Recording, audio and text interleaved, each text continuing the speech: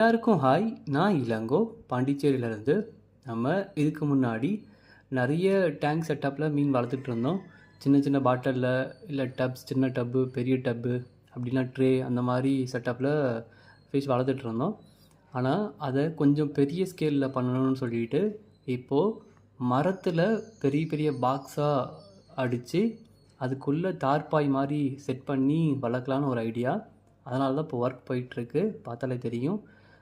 Close to 6 box இப்போதைக்கு ready பண்ணியிருக்கோம்.